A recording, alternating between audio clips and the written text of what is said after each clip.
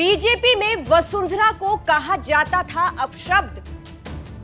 अपशब्द कहने वालों को मिले बड़े पद।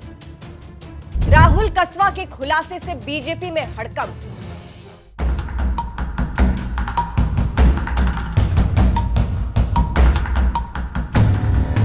नमस्कार, मैं हूं आपके साथ सृष्टि श्रीवास्तव। बीजेपी के दिग्गज नेता वसुंधरा राजे को लेकर अक्सर यही बातें चलती रही कि उन्हें बीजेपी ने वैल्यू नहीं दी, उनको किनारा किया, उनके पद का सम्मान नहीं किया गया। हालांकि इन बातों पर बीजेपी किसी न किसी तरीके से पर्दा डालती रही, लेकिन अब बीजेपी का पर्दाफाश हो गया है। वसुंधरा राजे को लेकर ये बात सामने आई है कि उनको लेकर अपशब्द कहा जाता था और ऐसे लोगों को बीजेपी में बड़ा पद भी मिला। ऐसा हमारा नहीं, ऐसा बीजेपी से कांग्रेस में गए राहुल कसवा का कहना है। चलिए आपको भी बताते हैं पूरी खबर के बारे में। दरअसल बीजेपी ने इस बार राहुल कसवा को चूरू से टिकट नहीं दिया, जिसके बाद उन्होंने कांग्रेस ज्वाइन कर लिया। कांग्रेस ने राहुल को चूरू से टिकट दे दिया। ऐसे में अब वो बीजेपी से आए, उन्हें अंदर की बात पता होगी। जिसके बाद दैनिक भास्कर ने राहुल कसवा से खास बातचीत की।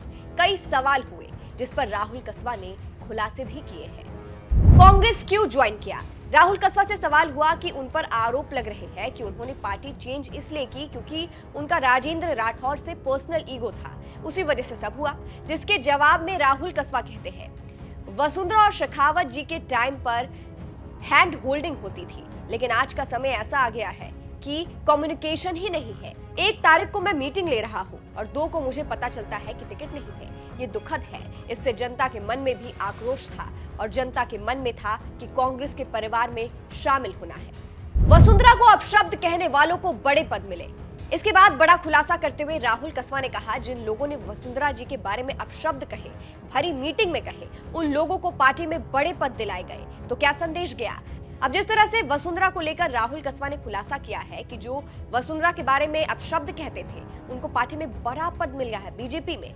बेशक उससे बीजेपी में हड़कंप मच जाएगा क्योंकि राहुल कसवा बीजेपी से आए हैं। ऐसे में उनके इन दावों को सच मानकर बीजेपी पर सवाल उठ रहे हैं, क्योंकि हमेशा से वसुंधरा को लेकर कहा गया कि बीजेपी ने उन्हें साइड किया। वो सीएम बनना चाहती थी, लेकिन उनको सीएम नहीं बनाया गया और उसके साथ ही उनकी अनदेखी की गई। इसलिए और भी ज्यादा सवाल उठ रहे हैं। फिलहाल आपको ये भी बता दें, राहुल कसवा और उनके परिवार का गढ़ रहा है चूरू, जहां से वो टिकट चाहते थे, लेकिन उनका बीजेपी ने यहाँ से टिकट काट दिया और इनकी जगह देवेंद्र झांझरिया को टिकट दिया गया। जिस बात से राहुल कसवा नाराज हुए क्योंकि चूरू उनकी पारिवारिक सीट है।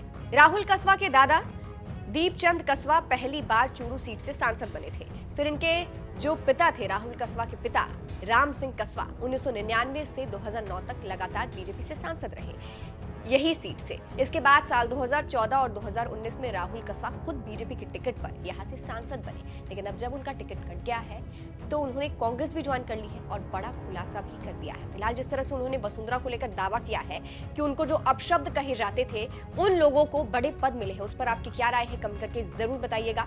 अंत में आपको सुनाते हैं कि राहुल कसवा ने बीजेपी छोड़ने के बाद और क्या कुछ आरोप लगाए थे, सुनिए।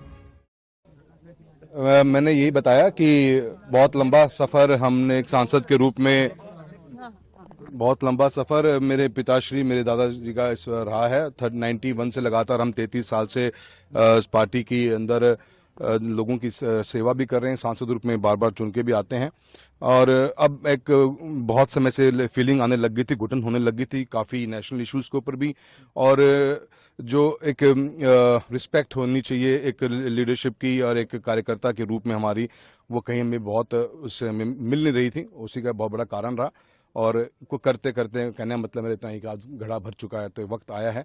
और कांग्रेस पार्टी ने जिस रूप में मेरे को हमारा जो मान सम्मान दिया है, मैं धन्यवाद देना चाहता हूं डोटासरा साहब का, अशोक गहलोत साहब का, सचिन पायलट साहब का भी, पूरी राजस्थान की टीम का, हमारे प्रभारी रंधावा जी का भी।